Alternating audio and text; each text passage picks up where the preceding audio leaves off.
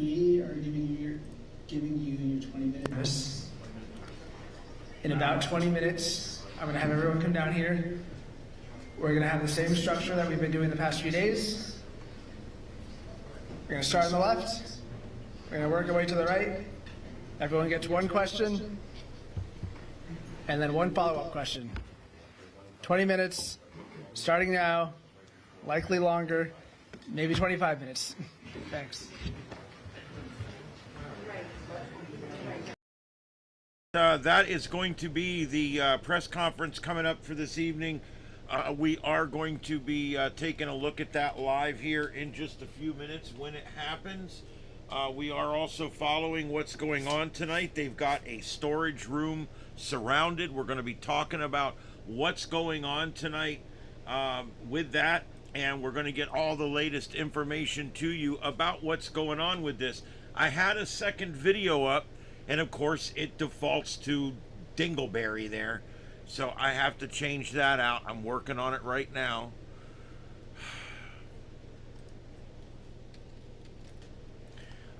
No matter how late I wait, I do the videos last, because no matter how hard I try, as soon as I go live, one of my screens goes out. It's almost like bound to happen no matter what I do. But I'm looking real quick to see if there is any other live streams that we don't have here. Okay, we've got that one.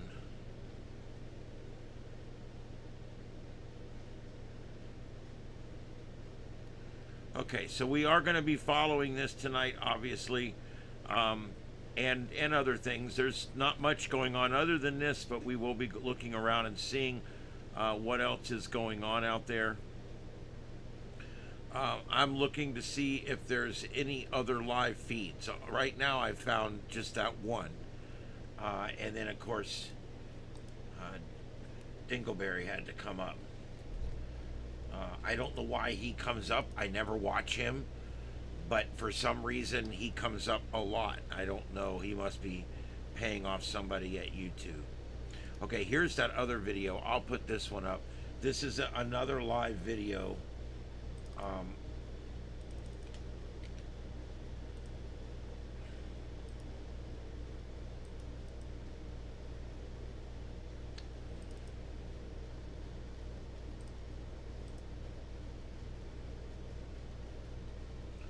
It's not much, but that is live.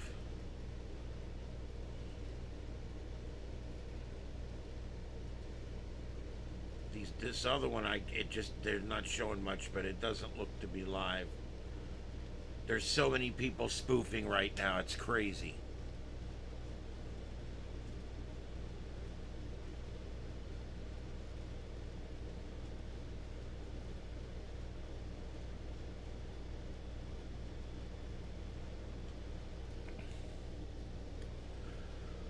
Okay, so this is what we are doing here. Let me get the latest for you guys right now on what's going on with this. The suspect right now, he's been ID'd. Authorities are probing a possible connection to that shooting that occurred at MIT. If you guys remember, there was a professor there that was gunned down, and they believe that could be related. They do have a warrant, an arrest warrant for him, according to Fox News sources. Police are also investigating a possible link there, as I just said. Let's see, we've got, they're bad in these articles about repeating the same 5 facts over and over, because that's all they have. Law enforcement sources tell Fox News,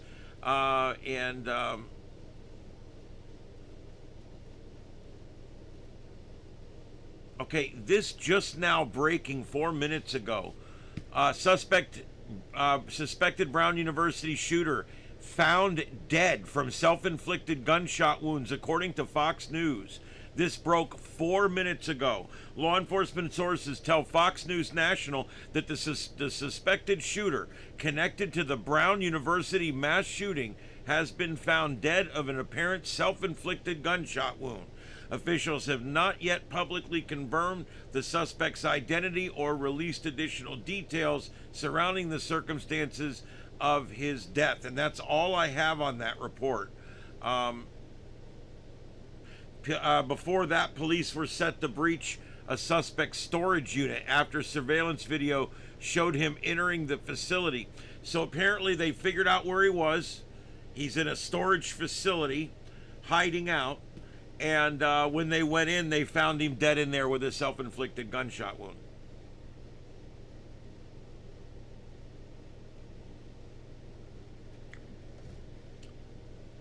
They went there because he had a storage unit registered there in his name.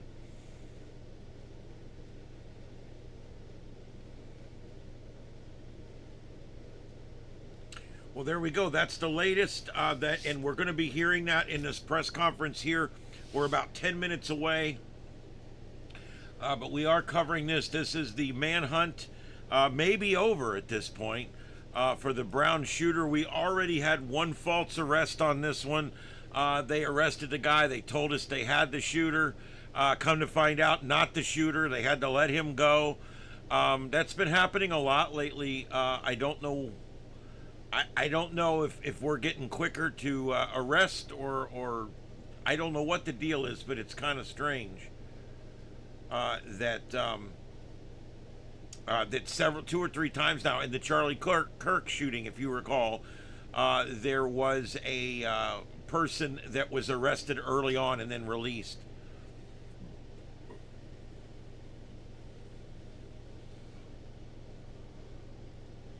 Okay, let me get the chat room, see if I can get it to come up.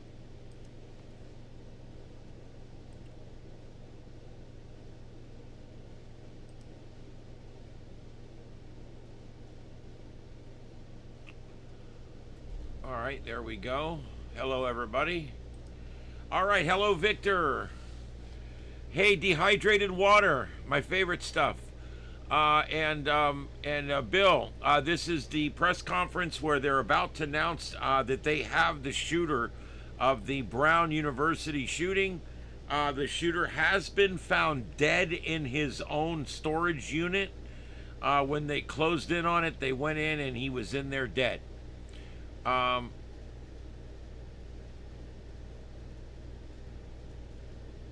Okay, so anyway, there you go. So what you're looking at right now is upper left, that's live chopper footage, and upper center is Kilauea. Upper right is Fox, the internet channel. Middle left is a local news station that's putting out a live feed. And then, of course, on the large screen, we've got the press conference, which is just about to start.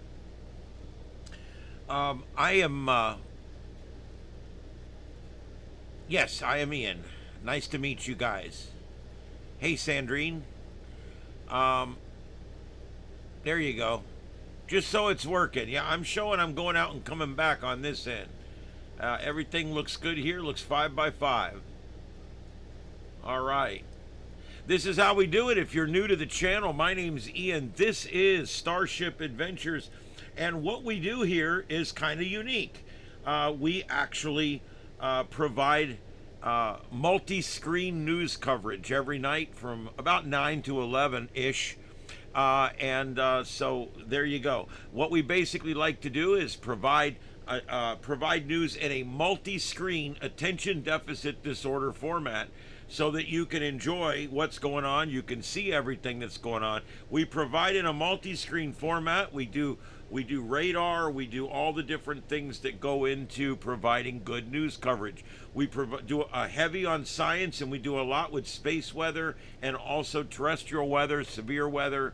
Yeah, I think you guys would enjoy it. So check back. We're on every night at 9 p.m. All right, and we are waiting on the Brown University Joint Unified Press Conference here. It's going to be coming up here in just a minute. Who's in the bottom left? I guess that would be me. My name's Ian. I am the founder and content creator at Starship Adventures and Starship After Dark. I built and maintain Starship Studios, which I'm broadcasting from right now. And I also do a lot of mobile broadcasting from a car that I am specially designing for that task. And so hopefully you guys will enjoy the content. I try to provide something a little different each day.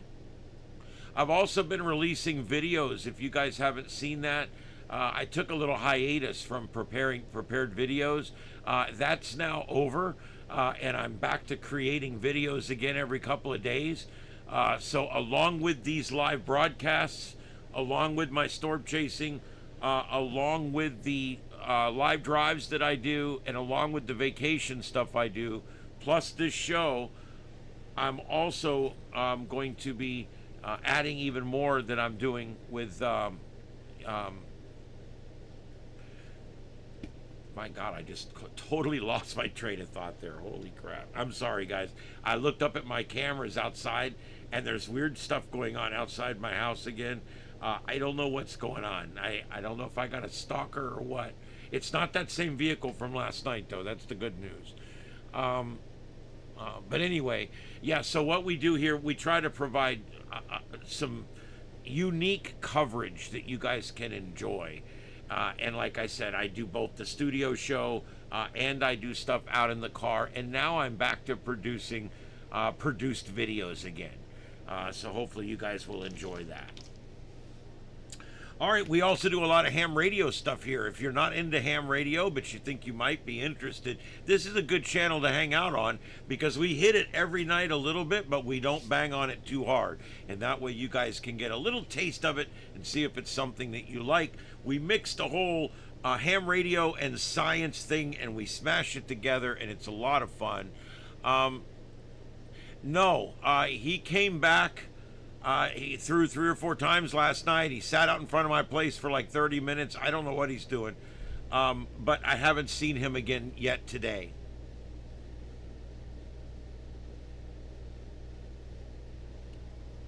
All right, and the chopper footage has gone down.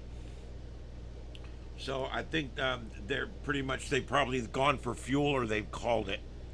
It's pretty expensive to keep a chopper in the air. Hey, Deploribus, how's things out in Fort Smith? Hey, Junior, what's up, man?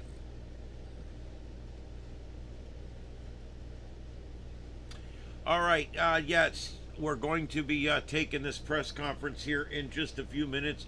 And then I'm probably going to go off, I don't know, sometime between 10 and 11 here. I'm a little under the weather today. I don't feel good. I haven't felt good today. I don't know what's going on. I went and spent the afternoon with my mom, or the morning, I should say, late morning and early afternoon, and then went to work. And I think I ate, I'm going to be honest with you guys. I think I ate too many cookies at work. I feel like shit, and I think I ate too many Christmas cookies. But I want to show you guys something.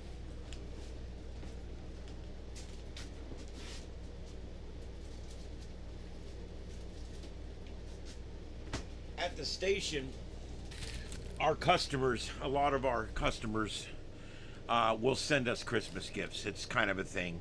We advertise for them all year, and this stuff's starting to stack up around the station. We start to bring it home rather than throw it away.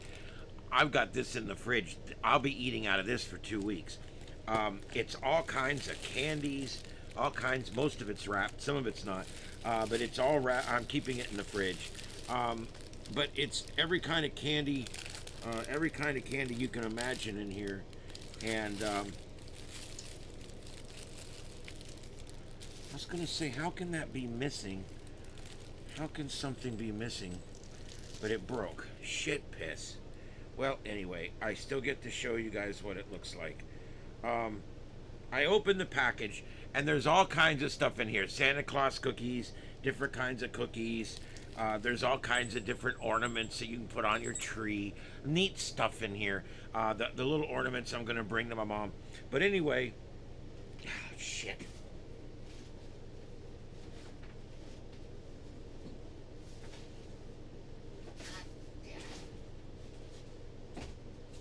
Oh well.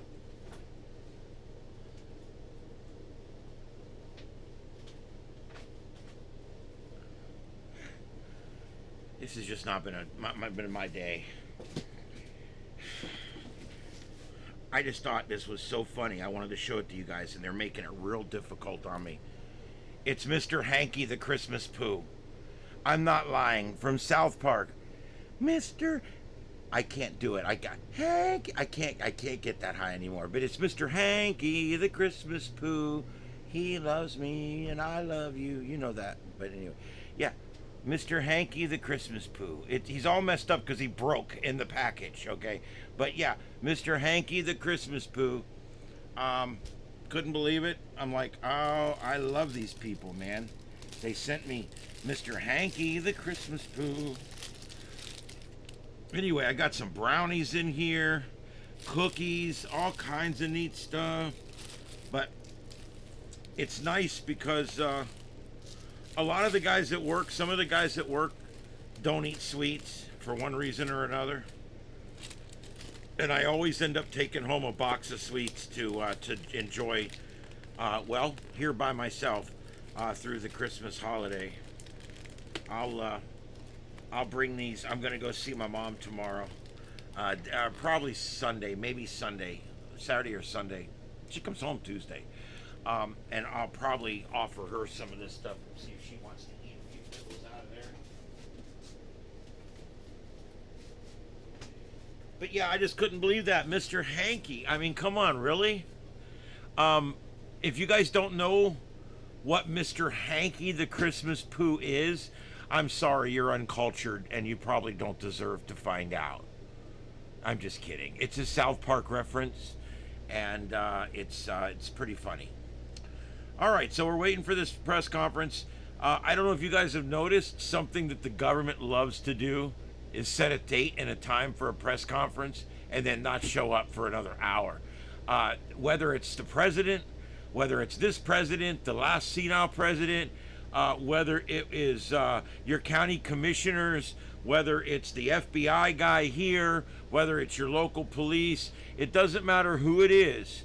They will call a press conference, they will set a time, and they will blow it. Every single time they blow it. And 9 o'clock rolls around, and we're ready to do a news cut-in. Everything's ready, the cameras are rolling, everything's set, and then now what? Nothing. And some of your stations might have taken it live at 9 o'clock. Now what? Nothing. It's typical of our government. You know what it is? It's the fact they have no respect for us. Government lost respect for the people a long time ago. That's why they hold press conferences at 9 o'clock, and at 9:40 they start talking. It's typical. This was set for 9 o'clock. They came out at 9:02 and said, we'll be going in about 20 minutes. Bullshit. If you're late to the doctor charges you more. I mean, I don't understand what the deal is. If you're late to a flight, you miss your flight. But the government, they don't really have those kind of, they don't have those constraints on them.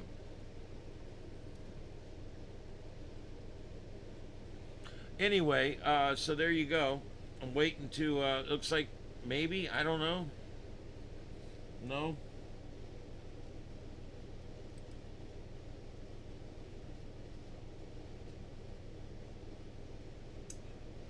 Yeah, pretty ridiculous. And you got 50 people in there, all hooked up to equipment, all with producers at the other end trying to make things mesh with the live broadcasts that are on the air. You got all these people seriously and earnestly trying to get the news out to the people as quick and expeditiously as they possibly can. And then you got the government dragging their feet to another press conference. It's very, very typical of the disrespect we see out of the government. And see, most people don't even care. They don't even think about it. Oh, they're always late. They're always late because they have no respect for you. Yeah, it could be they need a translator. Crazy windstorm, huh? Where's that at? I know right now I'm watching a frontal system pass through here. We were supposed to get rain, but we didn't get a drop here. It's already passed. Let's see here. We got some storms. We got actually actually have a severe thunderstorm warning right now, Huntsville, Alabama. And it's going to be moving into the Chattanooga area. So it's coming out of Huntsville and moving east.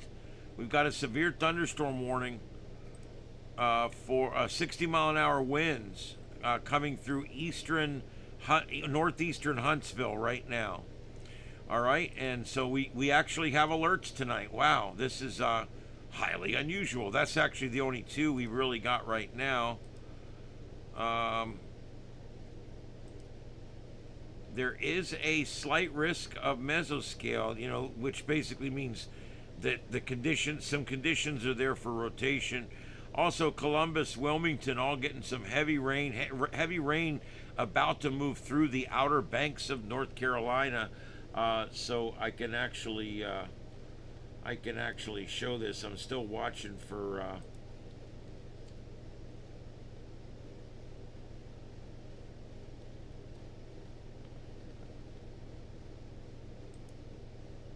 I'm watching for that press conference.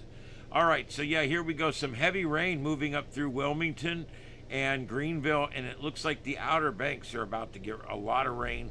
Augusta, Columbus, heavy rain about to move into Columbus right now. And then here's these two severe thunderstorm warnings that we have out here going through. It looks like McMinnville. I've stayed there a couple nights. That's going to be in Tennessee. That's an issue there. It's going through there right now. And let's see. Yeah. And Nick, if you're on out there, you're going to be getting this in about an hour or so, hour and a half. And it will be going past my cabin out here as well.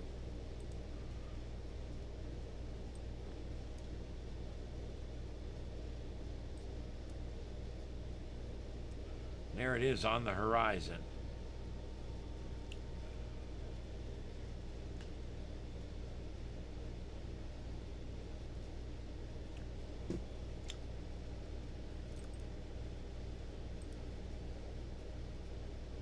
Okay, they just issued a much larger severe thunderstorm warning, now including Scottsboro, Stevenson, Hangar, Haniger, and Fort Payne and New Hope, all included now in this new larger thunderstorm warning.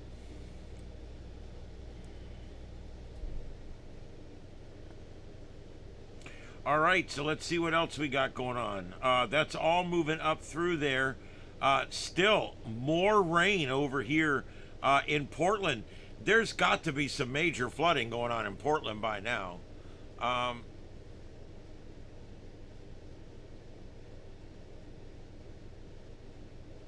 No, I don't know anything about that, Fraser. Um,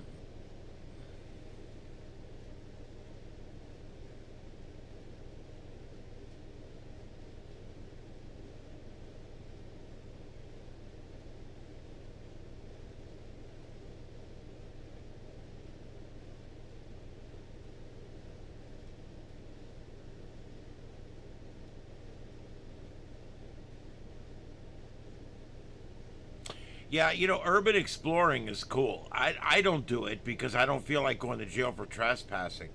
But urban exploring can be a lot of fun. Anyway, I watch it on TV where it's safe. There's Portland, Salem, points north of Eugene, all getting some really heavy rain. And then as we go east, this big storm system in the east here is the other one that we're watching, stretching way down into Florida. So lots of activity with that.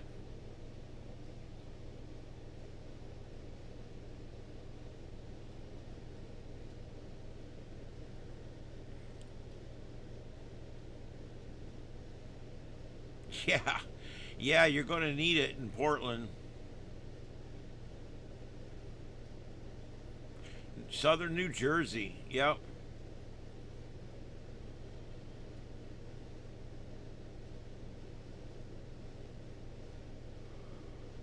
Yeah, Portland's just been getting repeated rain over and over and over again, and that'll tend to create obviously flooding situations or whatever. So, all right, and Let me see if any additional news has dropped here. Okay, happening soon. Press conference. Yay, yay.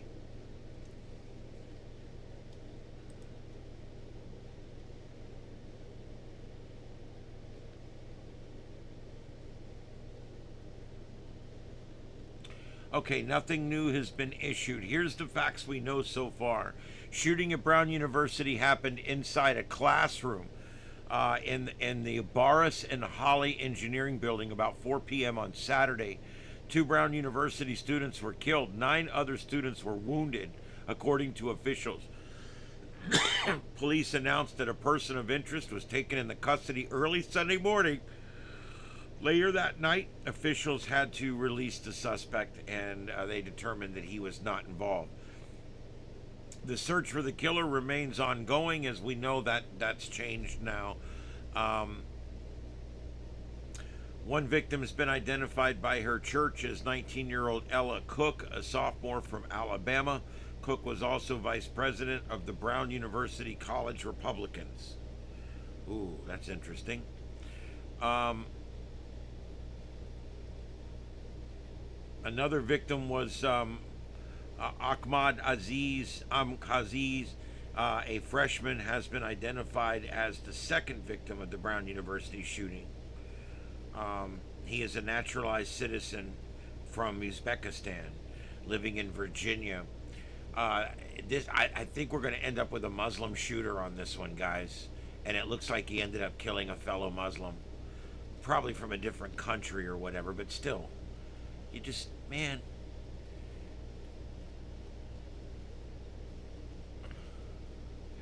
Yeah, I know. In CARD, they're going to come out and do that tonight. They'll come out and they'll spend 20 minutes talking about how well they all work together, talking about how good everything went, and how well the phones worked, and how well the radios worked, and how all the cops were really nice to all the other cops, and how the cops did a good job, and how, you know, they did everything they could and stuff, they just want to thank this agency and that agency and Alphabet, ABC, and 123 and ABF and FAB for helping us on this case. They've just been instrumental in this. And it'll go on and go on and go on, and then they'll finally say, the shooter's name is Bob Smith. We found him in a storage room dead. That's all the information we have. Everybody have a good night. They always do that. There'll be 2 or 3 little pieces of information, and you have to listen to the 20-minute telephone. You have to listen to the 20-minute speech about how everything was just so great. Everything went so well. They all kissed each other's ass perfectly. They're back there right now getting their story straight. Yeah, it's going to probably end up being related to that shooting, to the MIT professor shooting. I think it's going to be the same shooter. It's going to be, yeah.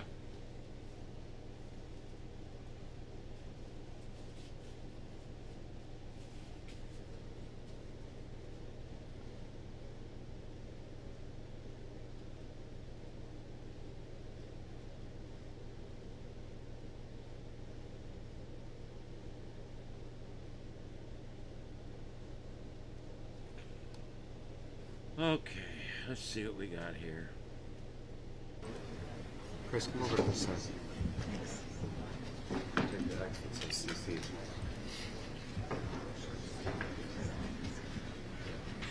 All right, we're going to go live to the press conference. We got everybody? Okay. Remember, they're going to talk for 15 minutes on how good they all did. How well they worked together. Good evening, everybody. Here it comes. Tonight, our Providence neighbors can finally breathe a little easier. In a minute, Colonel Perez will share the latest details on the investigation, but I want to thank the people of Providence for stepping up and coming together during an extraordinarily difficult time. I know this has been hard on all of us. Over the past 5 days, minutes have felt like hours. But the people of Providence have done what we're best at. We've leaned on one another, come together and supported one another, and showed the nation what a tight-knit community looks like. It was because of the information provided to us by neighbors and the tireless work of our Providence Police Department, the Rhode Island State Police, the FBI, the ATF, and many other federal partners. The incredible prosecutorial advice and guidance that we received from the Attorney General's office. We all worked well together to be able to identify this suspect. I know we will have a lot of questions still, and we will continue to work to get those answers. But it is a great honor for me to turn this over to our Chief of Police, Colonel Oscar Perez, and I will say on behalf of the people of Providence, we owe him and every member of the Providence Police Department the deepest debt of gratitude. Colonel? Thank you very much, Mayor. Well, first and foremost, I want to offer my deepest condolences to the families, the victims. It was for them that this work was put together to make sure that they get the justice that they deserve and to ensure that this person was held accountable.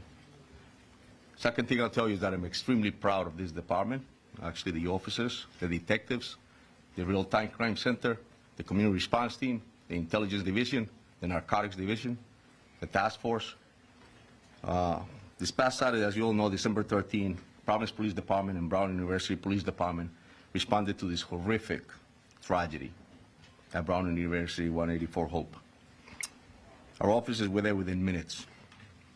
That same day, Providence Police detectives immediately went to work. Looking for video footage to see who this individual was and who was responsible. A person of interest was identified from that video footage. The person of interest was observed down Hope Street, turning onto Waterman Street, and that was one of the first videos that we released. At the same time, every federal agency you can think of was reaching out to the Providence Police Department and responded to the capital city. Images were shared with media within hours. Persons of interest it was the same individual that has been the focus of this investigation since the beginning. All the new images that we received of this person of interest were shared with the media continuously over the past 6 days. This critical evidence was collected with the use of public assistance. Think safety. Think Grainger. For trusted products to lock, anchor, contain, and protect. Grainger. Call, click, or just stop by. Stated. The community stepped up. It was all about groundwork, public assistance, interviews of individuals, and good old-fashioned policing. That is the type of police work that every police officer in this nation reminds themselves of, and that many do not understand. And that is critically important and often succeeds where technology alone cannot. We looked at financial records, we looked at video footages, and in the specific incident, it was actually a video that provided us with a description of a vehicle. That was corroborated through a tip that was received to the tip center. That room was packed with detectives, agents, receiving calls on a daily basis. We started early and left late. Then Flock and the LPR was able to provide us with this description of this vehicle. That vehicle was picked up by Flock, which led us to a car rental place in Massachusetts. Through that, the agents and their work as well were able to get us footage of this individual, as well as a copy of the agreement which provided his real name. The video of that subject matched the description of that person of interest that this police department was desperate to put handcuffs on. That individual was identified as Claudio Neves Valenti, date of birth, and he was a 48-year-old man. He was a Brown student. He was a Portuguese national. and his last known address was in Miami, Florida. And I will tell you that he took his own life tonight. We have members of the Providence Police Department up in Salem, New Hampshire, and we also have the BCI unit. Obviously, the FBI and their evidence recovery unit is up there, so the process is being conducted as we speak. And it goes without saying that I would like to personally thank the efforts again of the Providence Police Department, the Rhode Island State Police, the Rhode Island Attorney General, the FBI, the ATF, HSI, the U.S. Marshals, IRS, DEA. Jesus Christ, he's thanking everybody. He thanked the IRS. I think that's good enough. What do you guys think? Jesus. I want to thank everybody. Everybody in the whole world. Yeah, everybody in the whole world. I want to thank everybody. I want to thank, oh, these people did such a good job. Those people. Do you notice they did sprinkle in a few facts that we didn't know? He's a Portuguese national. He's took his own life, which we kind of got that earlier. Who's talking now? Is this worth anything? Among the handful of hardest investigations that I've ever been involved with, and the sense that we owed those 2 dead Brown students and the 9 injured Brown students. Yeah, here's where they're literally going to massage each other's ego until they come. Okay, anyway, yeah, there you go. Yeah, I mean, who did he not thank? I mean, I want to thank everybody. The IRS, the guy that cuts the meat, the plumber, everybody, the guy that fixed our computers last week, everybody. Yeah. Guys, I was a PIO for a fire department. I've done the job. All right? I'm retired from the fire service. I was a cop part-time while I was a firefighter. I was an emergency manager. I've done it. I've scheduled press conferences. I've given press conferences. I've hosted press conferences. I've gone with the news media and covered press conferences on the radio and the TV. So to say I'm a little burned out on the process, these press conferences suck. They always suck. There's always about 2 minutes of information and 23 minutes of ego massage.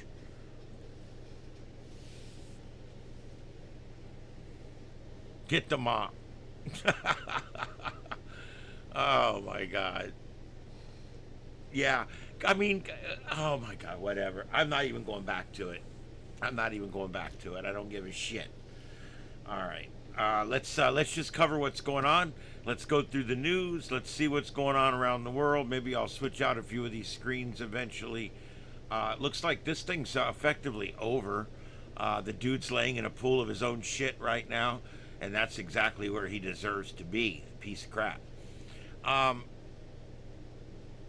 I'm just, whatever. I hate press conferences because it's always the same thing. Success. Yeah, you're right there.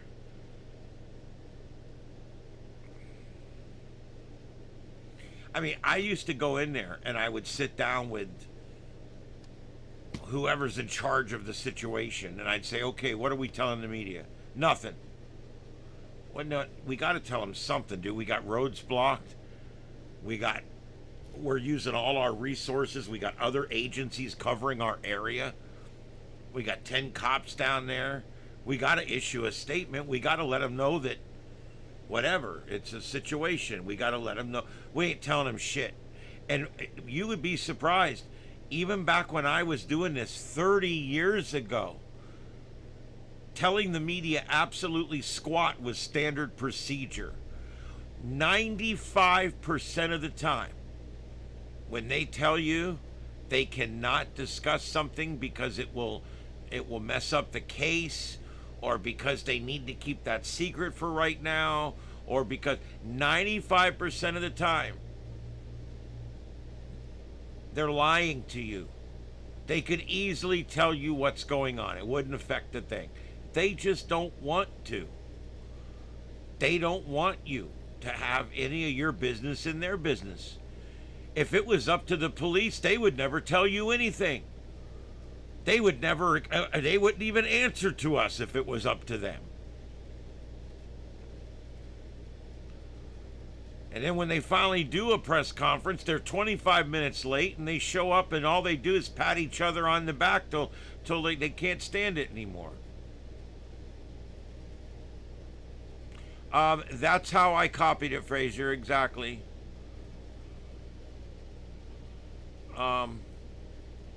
Yeah, that's how I copied it. Let me see if they populated this my news aggregator here yet.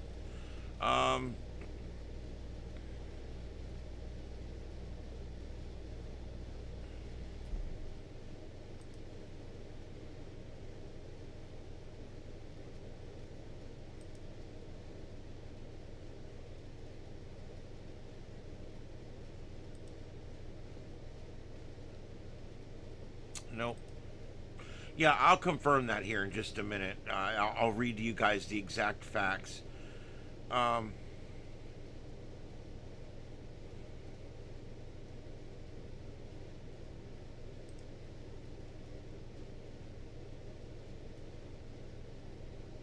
Yeah, we had a lot of cross back and forth on that Trump speech last night. I don't want to get too deep into the politics of it, but very interesting.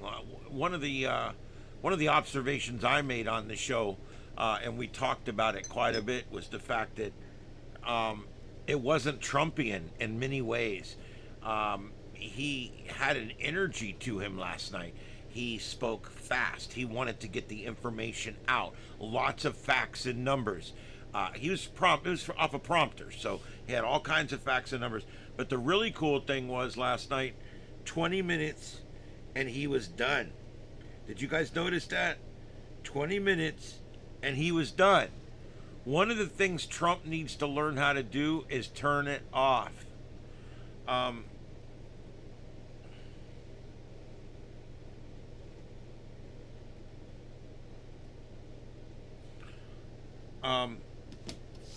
Trump needs to be like, hey, I'm going to go out there, I'm going to give him my best 20 minutes, and then I'm going to wind it out. That's what you got to do. Trump likes to go out, and he likes to expound upon this, and he likes to opine about that. And I'm okay with that, because I like it, because for so long we had a president that never spoke to us. And now we got a president that won't stop speaking to us. It's kind of hard to complain about that. But I did like the fact that he came out last night. He gave the speech and he stopped. And it was good information. It explained what's going on. I think a lot of it has to do with the fact that so many people now are saying ignorant shit like, well, he's been in there a year, he hasn't fixed it yet. Really? How long does it take to fix shit? If your finances at your home were put in absolute ruin, would you be able to completely be back to normal in 1 year? I mean, you got to think about it. You have a fire or something bad or a flood, you could be years before you're whole again, before your family everything's right and everything's good. Well, it's the same thing with the country. The country's a very big thing, and it takes a long time to recover from because COVID ran us down. Even during the end of Trump's presidency, COVID started to take hold. We started to get run down with that. And then, of course, 4 years of Biden just not managing at all, the auto-pin president. And now it's going to take more than a year, guys. It's going to take 2, 3, 4, 5 years to get everything back to where it's sailing. But it's going to be sailing. Things are going really good.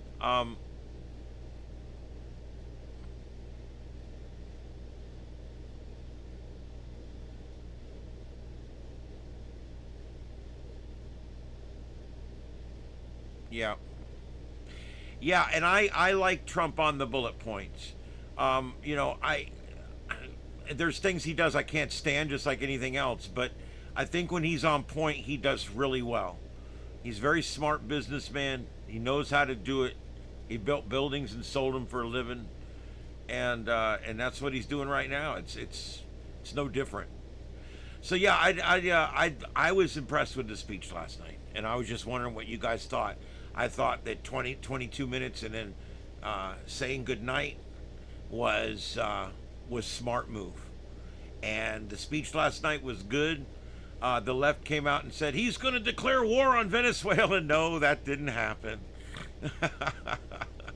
I think it's hilarious. Yeah, all right. Well, yeah, hit that smash the like button and the subscribe. I do appreciate it, guys. We are on every night at 9 p.m. here. I do a little bit of everything. I cover a little bit of everything. I try not to take too hard a line on stuff. I'm not a Republican or a Democrat as much as I'm a constitutionalist libertarian. And I try to approach my politics from there. And I try to do as little politics as possible. So I like to stick to science. I really prefer to stick to science. And since this whole manhunt's over with tonight, I guess we can talk just a little bit about what's going on in space. And there's not a lot going on, but 3i Atlas makes its closest approach to Earth tomorrow. So if you are a backyard astronomer, you do want to try to take any pictures you're going to take tomorrow. It will make its closest approach. It's going to be a mere 270 million kilometers away. I don't know what that is in miles, or if I'm able to drive that far. That's not very close, however. This thing is not making that close a run on us. It made a close run on Mars, and it made a fairly close run on several other planets, but it's not really making a close run on Earth.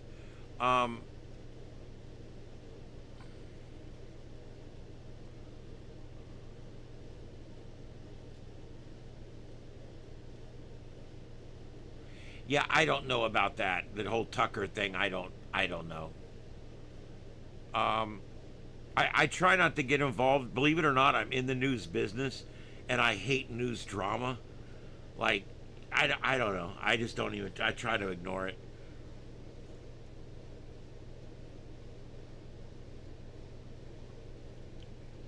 It'll be an 11th magnitude comet when it passes by tomorrow.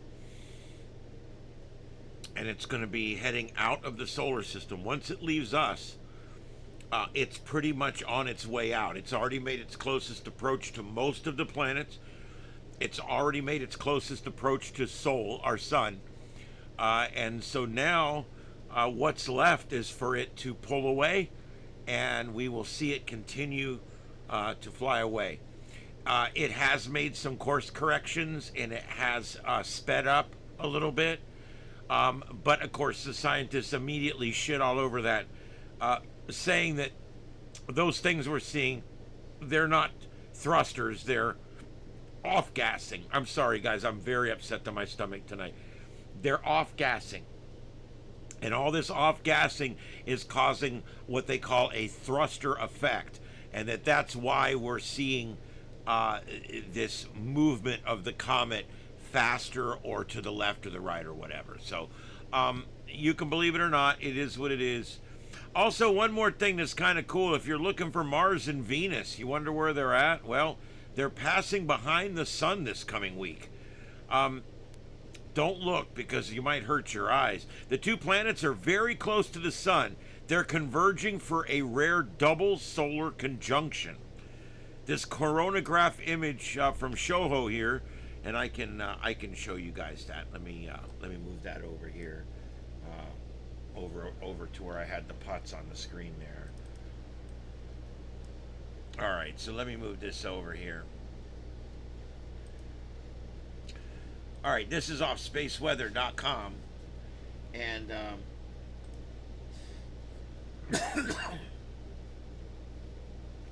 there's your planets. One on the left right there, see it right there, and one on the right there. And that's also a CME coming off the backside of the sun too, which is pretty cool in this coronagraph image. Okay, so what's going on in there? Well, each planet right now is moving towards the sun. Why is that? Well, they are moving one's moving left and one's moving right. So what's going to end up happening is they're going to both pass behind the sun and emerge on the other side. So I love it. It's kind of a neat thing that happens. Yeah, you like my shirt? Yeah, I do. I keep the stuff around, you know? Yeah. You never know when you're going to need a good prop, because you never know. Yeah, I got lots of Star Trek stuff. I've got all kinds of. I love Star Trek. Very big Trekkie here, and at one point I wanted to do a sci-fi channel where I just talked about sci-fi shows. But the truth is, I'm a real news guy, and I much prefer live breaking real news. But we do still discuss Star Trek. I do still phaser a few people out of here every now and then. And you know, we have a good time. I love talking about Star Trek, and I love talking about the fan films. Star Trek Continues, Star Trek Phase 2. I love talking about all the fan films, and I love talking about Star Trek. So yeah, that's definitely one of the things we do here.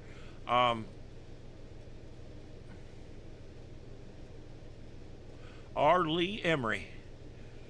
Yeah, he's a cool guy.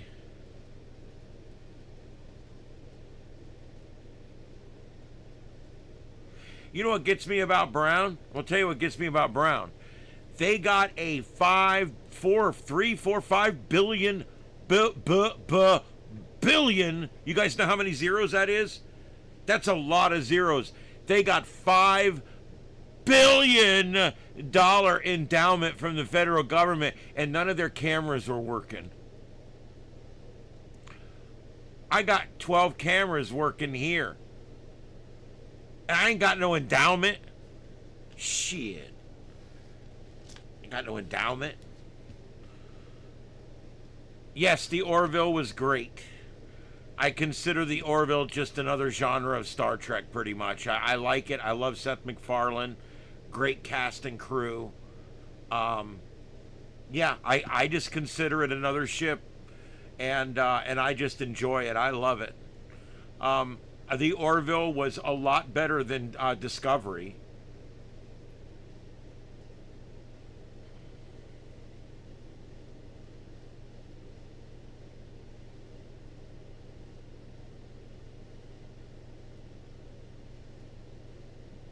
Night of the Comet. Great flick. Do you know who's in that? Somebody in that flick was in Star Trek. The guy that played Hector, the truck driver that meets the two girls at the radio station. Remember him? He had a kind of a part in it. He stayed through the end.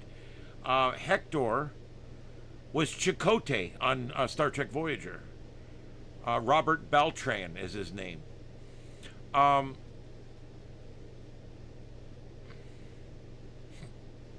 I ain't got no endowment. Shit. That's funny. That's it, right? My ass ain't got no endowment. Resident Alien is funny. I was introduced to that show. Thank you, Carr. It's funny show. Good show. I like that guy that's in it. He's great. He's great at being awkward. Yeah. Night of the Comet. If you guys haven't watched it, Night of the Comet. Yeah. Night of the Comet. It's good. The Earth goes through the tail of Halley's Comet or whatever, and when it comes out the other end, people wake up in the morning, and everybody's like dead. They've all turned into like sand.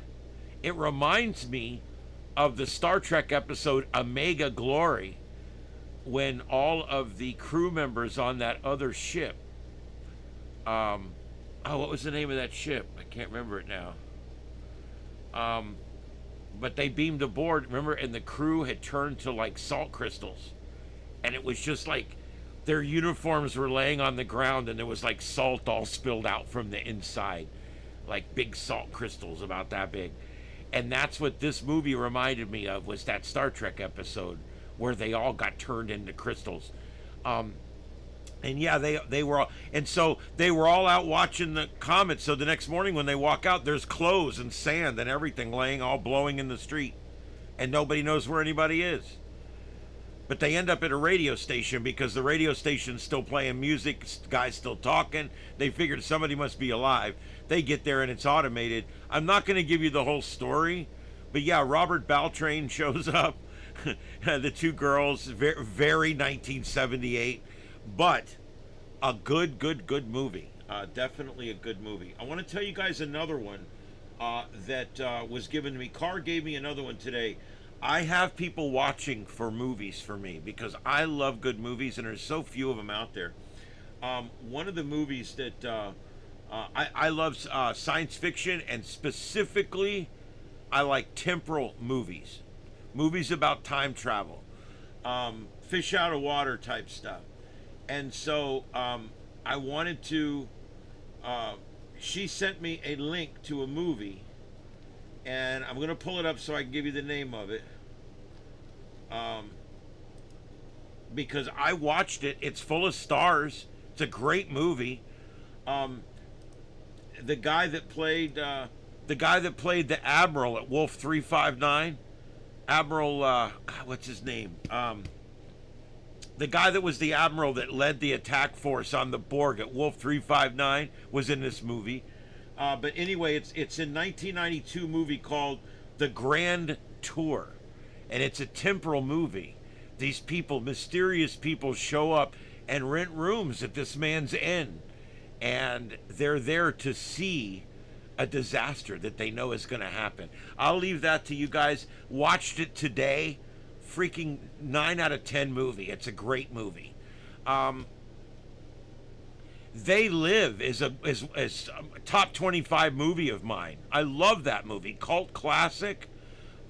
They Live with Roddy Piper in it. Are you kidding me? One of my favorite movies. They put the glasses on and they can see the aliens.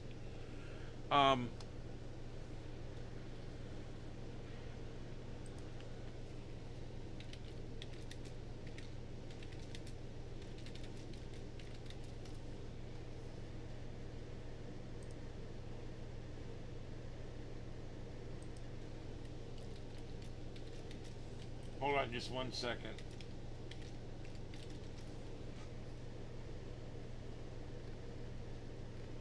Oh, damn it, it's not in here.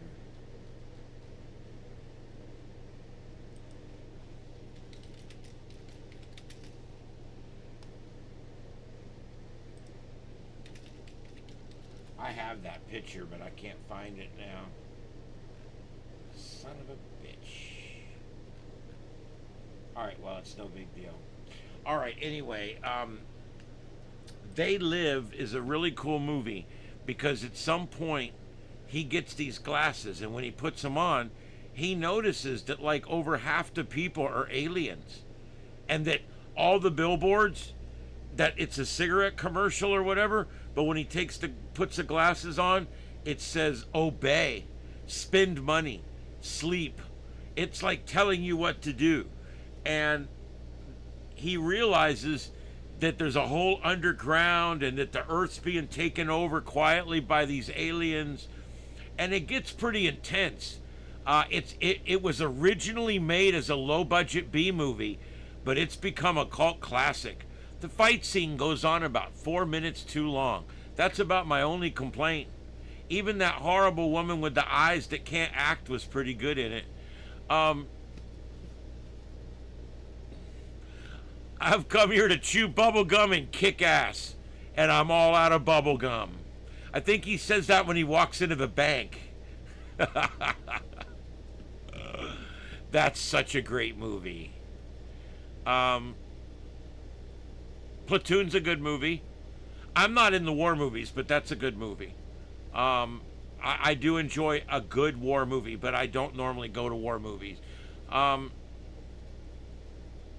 Yeah, the fight scene, first of all, they'd be dead 3 times over. You can only get slammed into a dumpster, or the corner of a dumpster, like 9 times and you're dead. It is a great fight scene. Frazier, I'm not saying it's not a great fight scene. Those 2 guys, man, they played it, you know? They're wrestlers and shit, that's what they did. But the truth is I just personally felt like it didn't need to be 14 minutes long.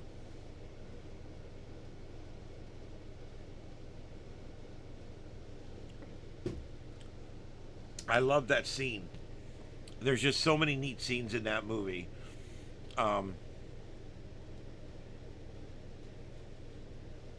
Shawshank Redemption, another really, really good movie. Admiral J.P. Hansen, thank you very much.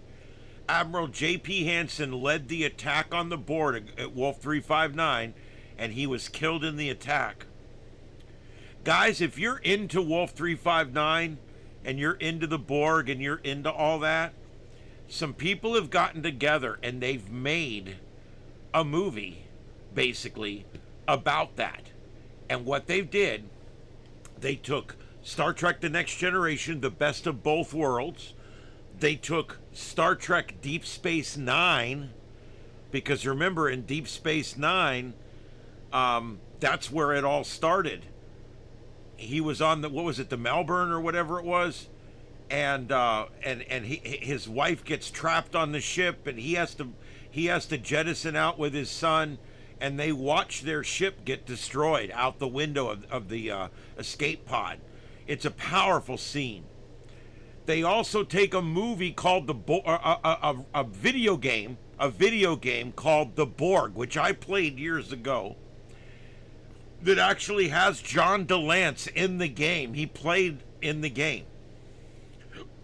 They took that whole game with all the scenes from that game and they interlaced it into this movie. And then they took other scenes that were seen in other shows and movies about that battle at Wolf 359. And they even took shots from the movie First Contact. And they pieced together everything that happened and put it in order. So you can see originally, you know, where they take Picard from the Enterprise and all that, and it goes through the timeline. But now you get to see interlaced into it all the Deep Space Nine scenes, all of the Star Trek Borg, the game scenes, other game scenes, all of the space scenes that they've made. They made squadrons of ships attacking this cube, and I mean, and it all follows canon as best that it possibly can. I'll see if I can find it real quick to give you guys the link. Definitely worth watching. It's not perfect, but Admiral Hansen is in it. Sometimes they've cloned his voice with AI, and sometimes it's like just a still of him on the screen. But it's, if you just suspend a little bit of your imagination, use a little bit of your imagination, it really comes out well. It's neat because the truth is, this actually, I've never seen all of these different elements of Star Trek put together and to tell the same story. There's even like captains and communications and stuff that have been added to. So it's very robust in what it is. And I think it's worth watching. Yeah, here it is. Star Trek Invasion Parts 1 and 2. It's long. Copy link. Let me see if I can do it this way. Sometimes this works and sometimes it don't. See if that gets you there. Let's see. Yes, it does. Okay. That link will get you there. I'm going to be signing off in 20 minutes. If you want to go watch it, it's all good with me. This is a cool thing. If you're a Star Trek fan, you may not have seen this. Of course, if you haven't watched Star Trek Continues, you need to go watch those right now, because I consider those canon. James Crowley did some too. Those are good as well. But Vic Mignogna and the Star Trek Continues is the best. There's 11 episodes, I believe, and they are all primo. You got to go watch those. But once you've watched those, you can go out and look at stuff like this. The neat thing about this one, it's an hour long, and I'm gonna see if it shows all the different like elements that it uses.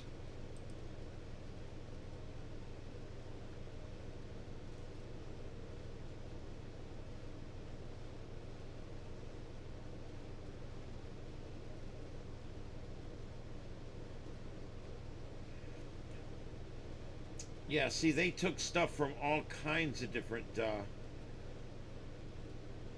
there was like different shows where someone would think back to that battle and they would use that. They would go grab that seed and stick it in there. So literally, this is like as complete as we can make it, because there's even scenes that they added, that the people that made this made the space battle scenes as well. So yeah, it's pretty cool. All right, Fraser, have a good night. We'll be back on tomorrow night. Have a good one. I don't know what Lex is. Deep Space Nine was amazing. You know, I love when people say, well, I like Next Generation, but there wasn't enough phaser fights and it wasn't dark enough for me. Then you haven't watched Deep Space Nine. Because what Deep Space Nine is Next Generation. Except it involves politics, it involves religion, and it involves a lot of darker themes. It's a little more serial. It's about 50-50 serial episodic. And Deep Space Nine is a very much the same, very much different than Next Generation. Yeah, Vic makes a good Kirk. He's actually really good. Yeah.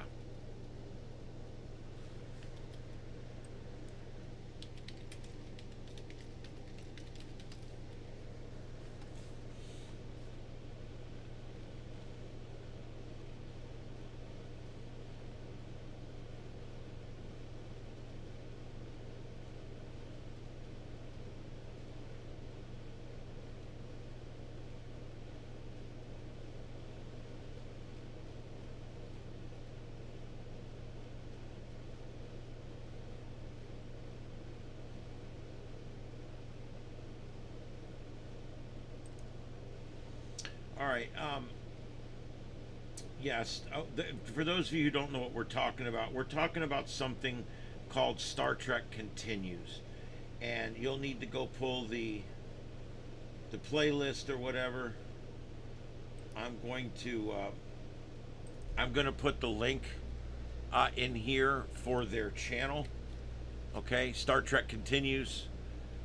But basically, what it is it is a fan production, and I've been to these sets, by the way, twice. They're now in Sandusky, Ohio. There's another set of them up in New York. But this set right here, I've actually been on, and it was up in Ohio, or it's not. It's in Ohio now. It was in Georgia when I saw it. It's really a cool thing. That woman right there is the daughter of the woman that played the original Romulan commander back in the 60s. It's her daughter, and she looks just like her mom. So how spooky is it? Tell me she don't look just like the Romulan commander from the Enterprise incident, the original series. It's because it's her daughter. And the guy that plays Scotty is Jimmy Doohan's actual son. There's a lot of really cool stuff here. And all the stars, John DeLance comes back and plays. The guy that played Apollo comes back and does an episode. George Takei comes back on here. George Takei. Actually, everybody calls him George Takei, and he prefers George Takei. Whatever. Anyway, the point is it's a really good show. There he is. That's Vic right there. Vic Mignogna playing Captain James T. Kirk. And he looks just like him.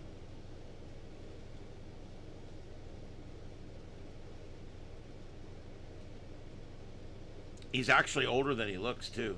He's one of those people that he surprises you. You think he's 40, he's 50. You know, he actually looks good for his age. He works out. He stays fit. He still does stuff. He built these sets. He's turned them over to his friend now, who has put them into a shopping mall in Sandusky, Ohio. And you can actually go to this mall and walk in and see the sets laid out exactly like they were laid out in the original Desilu sets from back in 1966, 67, 68, all the way back when Lucille Ball used to go in and sweep up at night before she went home. because Desilu Studios stood for Desi Arnaz and Lucille Ball Studios. If it wasn't for Lucille Ball, Star Trek never would have existed. She gave them the second chance. And so I never watched her show, not a Lucille Ball fan, but I'll always love that woman, because if it wasn't for her, we wouldn't have Star Trek today. And it was in her studio where Star Trek was allowed to stay and allowed to be published and produced there. Yeah. Okay, so enough of that. Yeah, this is these shows are so good. I mean, you can look at the quality. Remember, it's shot in letterbox format. It's shot in the same format that they would have shot it in back in 1969 had this been the fourth season. There's the meeting room, the conference room. I've been in that room. That's the same room that also becomes all the other rooms in the ship when they need a room. It also becomes the mess hall. It also becomes the research room. It also, I'm trying to think, it becomes the little courtroom thing that they got. It becomes all the different rooms.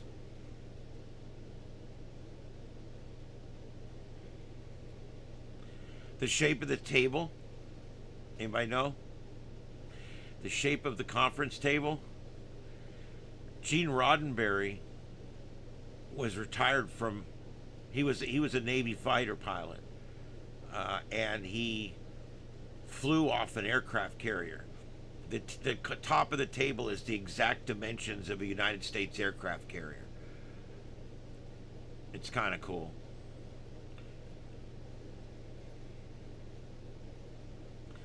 It's well done. It's well acted. And the neat thing is, I can actually play a little bit of it. Any insight you can provide?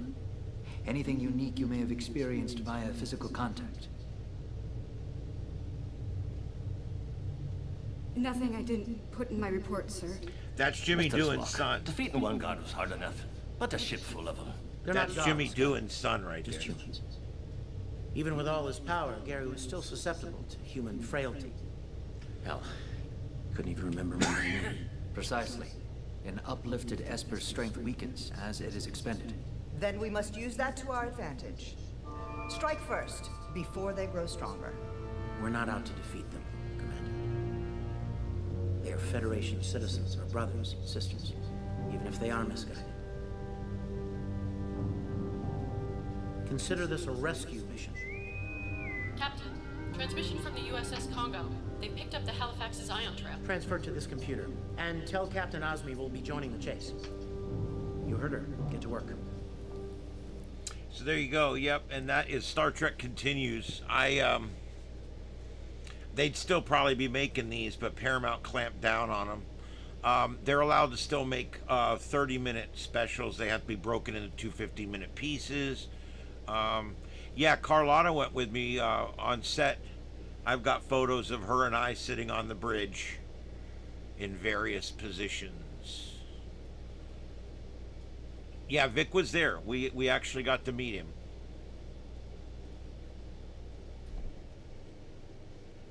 Yep, if you go over to Carlotta Alada's channel, she has a lot of video on there. You can also go to my channel, and on the search bar, on hers or mine, just type Star Trek with a space in between, and everything we did about that set should come right up. I actually did some talks from Captain Kirk's quarters. I did a special on the Doomsday Machine from the auxiliary control room, which is, remember, where they found Commodore Matt Decker on the Constellation that had been beaten and battered. He was the last man on the ship, remember? And it was kind of spooky, kind of neat to be in that auxiliary control room. Very neat.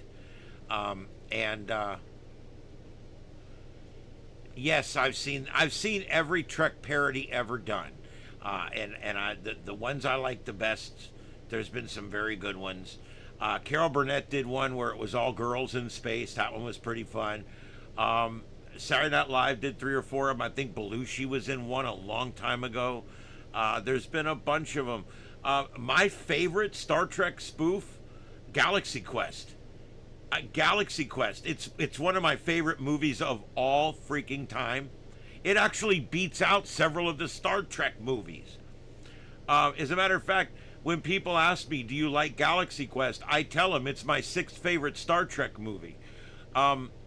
That's an amazing movie. Absolutely. Sigourney Weaver, I mean, give me a break. She's awesome. And you got Tim Allen. I love the people in that. Oh, I can't think of everybody's name, but I just love them all.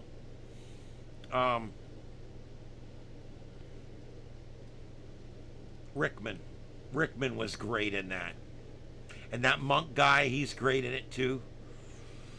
And that chick from the crime show. They're all so good in it.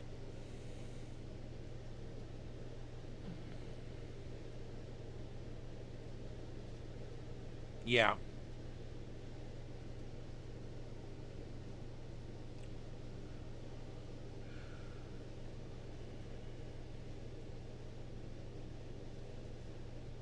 She makes him shoot himself here. This is pretty messed up.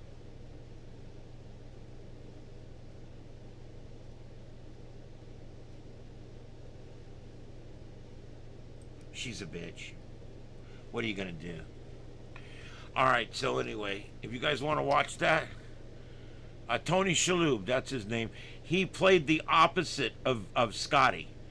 He was always like, yeah, they're telling me it's gonna like explode or something.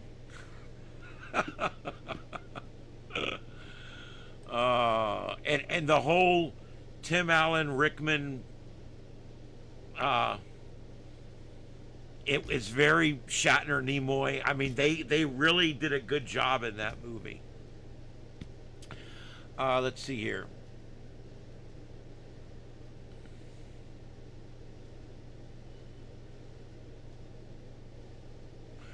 All right, let's see what else there is going on out there, guys. I don't have anything else. If there's something else you want to bring up, just put it in the chat room.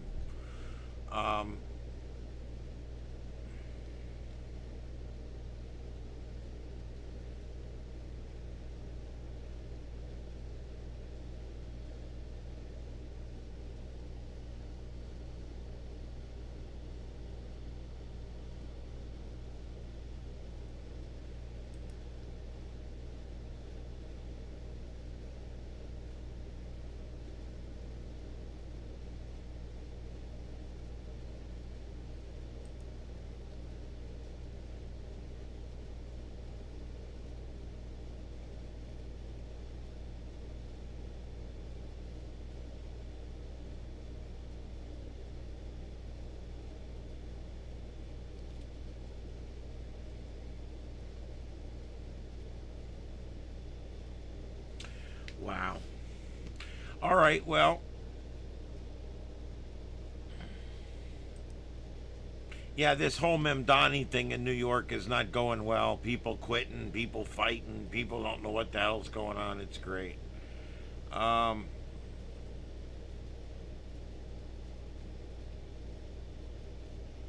don't really see anything else here that I care to go over tonight. Does anybody have anything else? Put it in the chat room. If not, I am going to start winding down.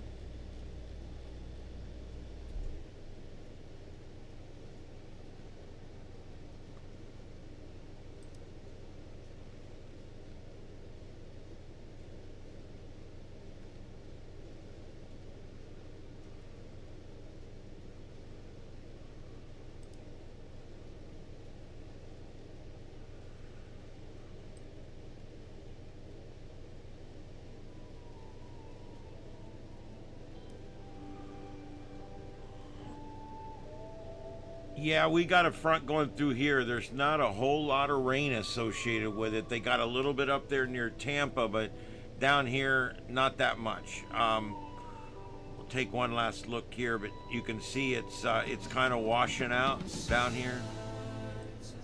It's kind of washing out down here on the south end of Florida. And that's about it. We are still looking at these 2 severe thunderstorm warnings up here.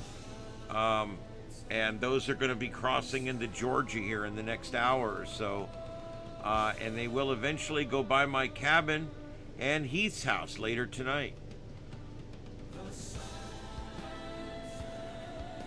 Those are the only severe thunderstorm warnings on the map right now. All right, guys, if there's anything else, let's see here. For the ship Mars, boy, what?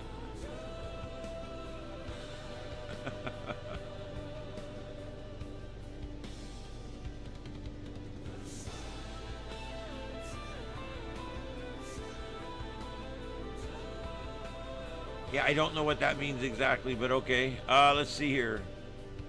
Yeah, no problem, guys. I love to do it. I love to bring you guys the show each night right here on Starship Adventures. I hope that you guys do have a good evening out there and a safe Christmas. You know, Christmas time is a time to spend time with family. And don't discuss politics with family. My God, it's not worth it.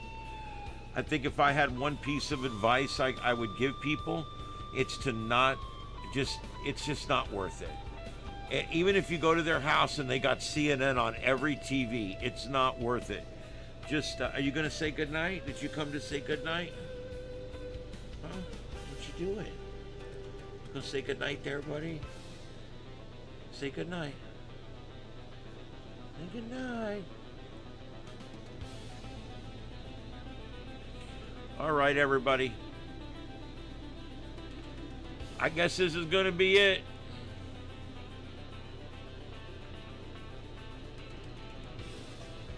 All right, guys, I will see you guys tomorrow night or when news breaks right here on Starship Adventures. I will be doing some stuff over the weekend, too, and I'll be getting some more information on that tomorrow night and when and what we're going to be doing over the weekend. But we are going to be doing some, or I'll be doing, I say we, I think Snotty will probably stay home. My little kitty here. I just call her Snotty, but this is my little Mama Bleeper. Isn't that right, Mama? You poor thing. What's on your nose? All right, anyway. All right, guys, so that's going to be it. I'm going to see you guys later. Have a good night. As always, I'll play a long song here so you guys can finish chatting and say good night to everybody. But it's been good. It's been fun out there. And we're going to see you guys on the next Sights and Sounds of Earth. My name's Ian, live from Starship Studios in Southwest Florida. This has been the Sights and Sounds of Earth right here on Starship Adventures on YouTube, the largest broadcast platform in the world. We'll see you guys tomorrow night at 9 p.m. and I will keep the stream up for just a little while so you guys can finish chatting. Everybody have a good night out there. And we will see you next time. 7 3s.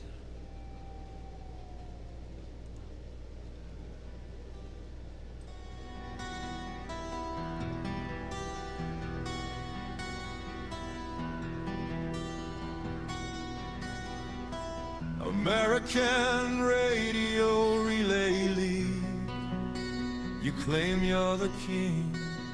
Biggest town group on earth. Yeah, right, only 15% in your ring. Bloated bureaucracy, too lazy to answer the phone. Sucking off goodwill and nostalgia while you're out on your throne. New clubs wanna join you, bury 'em in red tape and fees. Long, brutal, expensive, get down on your knees. Burn the arrow, useless, worthless trash. Floundering in the dark, chasing relevance, crash.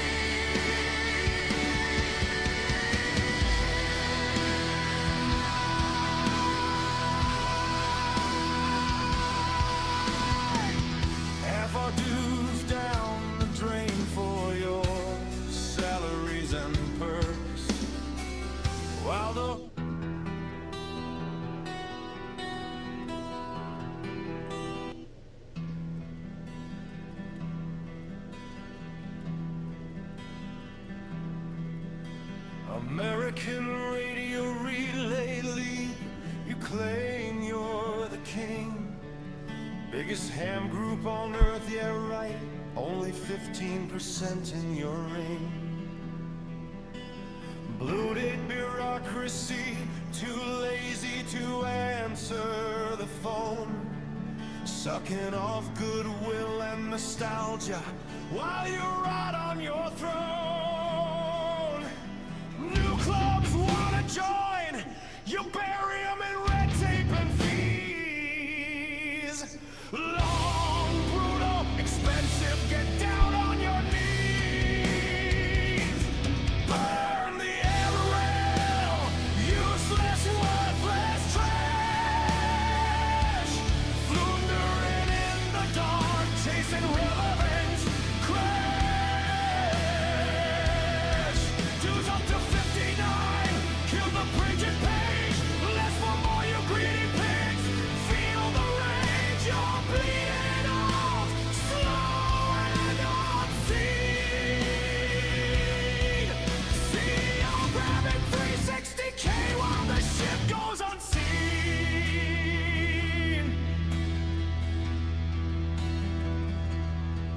Half our dues down the drain for your salaries and perks, while the whole damn thing crumbles. Yeah, that's how it works. Stuck with ancient garbage like logbook of the world. Never touched YouTube, never let the future